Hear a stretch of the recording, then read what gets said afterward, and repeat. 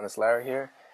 We all know that being good with people is so important, and it's especially important if you're a network marketer because network marketing is all about relationships.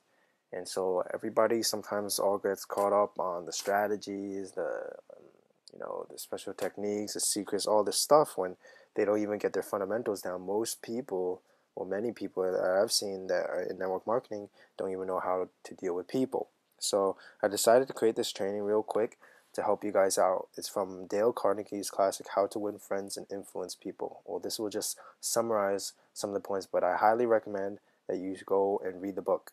All right? It will totally change your life. Okay, so let's get started. The fundamental techniques you don't want to criticize.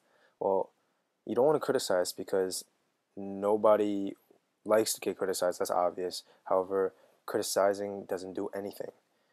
Take, for example, Al Capone. He once said that something along the lines of, I spent my whole life helping people live on the brighter side, having more fun, etc. And all I get is like prosecution. And this is Al Capone, one of the most dangerous criminals in American history. And he doesn't even blame himself because in the end nobody's gonna blame themselves. And when you criticize straight off the bat, what happens is people get defensive, and and nobody wins. And this is really just the flat out truth. Nobody wins when you criticize, and you especially don't win. Next, you want to give honest and sincere appreciation. Honest and sincere appreciation is different from flattery. Flattery is just cheap praise. All right, so people can smell cheap praise from a mile away. What honest, sincere appreciation is something you honestly think that is true, and you actually say it. I feel like we don't appreciate people enough, and we aren't aware that we don't appreciate. So that's something you should definitely keep in mind when you're dealing with people. When you see something that you truly appreciate about them or admire about them, say it. It will do wonders for the relationship you're building. But don't be flattered. Don't be cheap with your praise because people can smell that, and that's big, big, big turnoff. Finally, you want to arouse another person an eager want rather than telling them what to do, because telling them what to do, you really can't. You can't. That's motivation, and to be honest, motivation is short-lived. You can't really ever motivate them. The only way to get them to take action is to inspire them, and that's to get them to have an eager want. And that's the process of inspiration.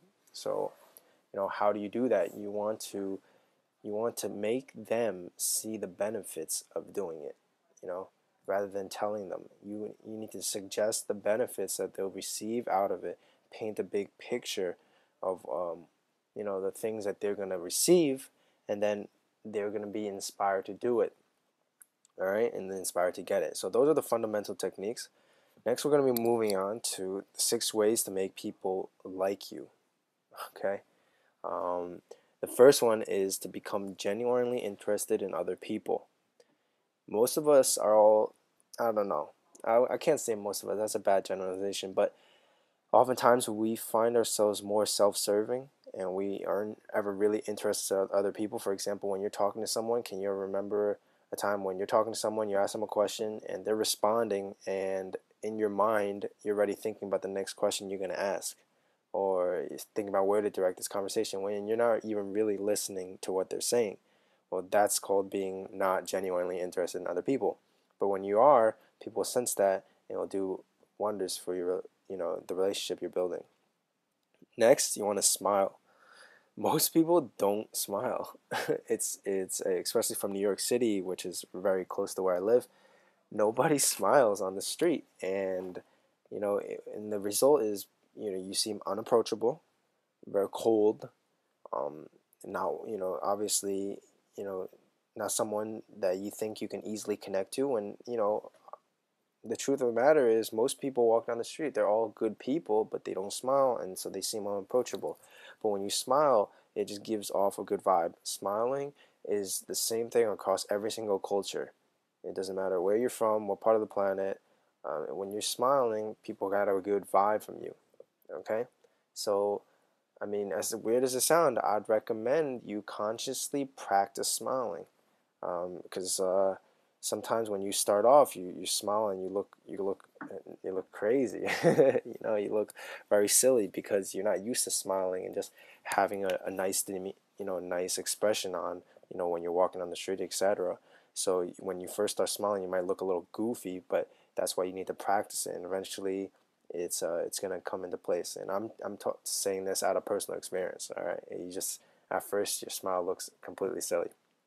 Okay, next you want to remember a person's name.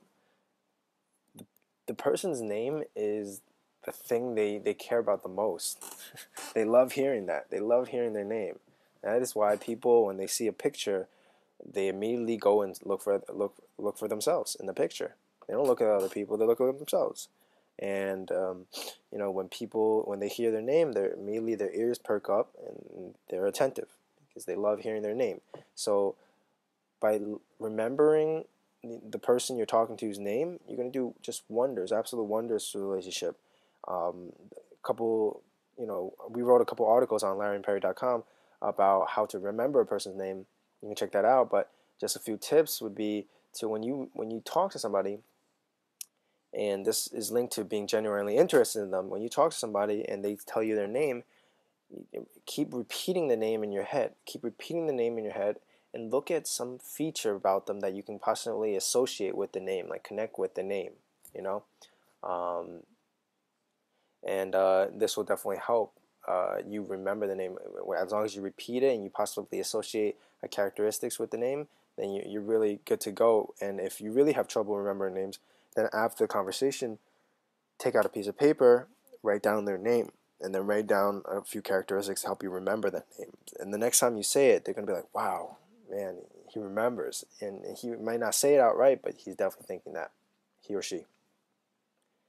Then you want to be a good listener, and you want to encourage other people to talk about themselves. This is closely linked. All of these rules are very linked together. To be a good listener is to also be a good conversationalist, and that seems kind of weird, right? Most people, I mean, okay, I'm gonna stop with these generalization, but many people don't really listen. There's a difference between being interested in somebody and trying to be interesting to somebody. Being interested in somebody is when they say something, you're listening, you're engaged, you're really taking in what they're saying, and trying to be interesting to somebody is like while they're saying something, you're already thinking, oh, okay, so for example, they said, oh man, I went to Paris, da da da da, and you say, as soon as they're done, and you say, oh yeah, I went to Paris too the other day, and I did this, this, this, and this. That's trying to be interesting to them, but instead try saying, if they say they went to Paris, be like, oh wow, did you go to the Eiffel Tower?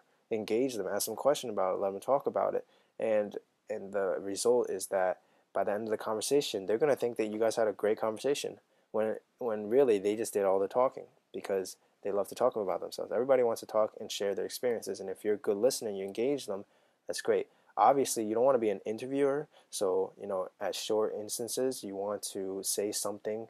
You want to be interesting to them, and but don't blab. Don't go on and on and on. That's definitely a mistake. Okay. So finally, you want to talk in terms of the other person's interests. Okay. Um, you know, this all obviously boils down to the people are interested in themselves. So you want to talk in terms of their interests, so that way you guys can communicate effectively, right?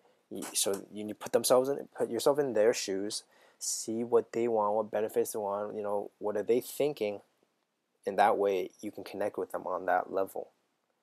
Okay, and finally, you want to make the other person feel important, and this is kind of the same as giving praise.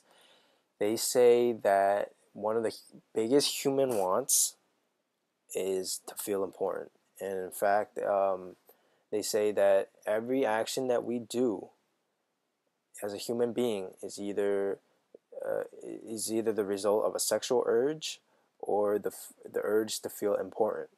All right, so when you make somebody feel important, and this could be in the form of praise, compliment, just rewarding them, recognizing them, they feel important. They definitely feel a connection, but you have to do this sincerely. You can't just say it just to say it, and like that. That's flattering, like I said before, and it definitely doesn't work. Definitely doesn't work. So these are the two things. This is the beginning of the two-part video I'm going to create, because I don't want to go on and on with this video. I want it to be short. Take these rules, apply it, right? Focus on applying 1 or 2 a day for a few days, so that way they become a habit, and then move on. And then keep cycling. Keep cycling these rules until you master all of them, and you'll see all your relationships dramatically improve when you're handling people. Okay? So guys, I'll see you in the next video.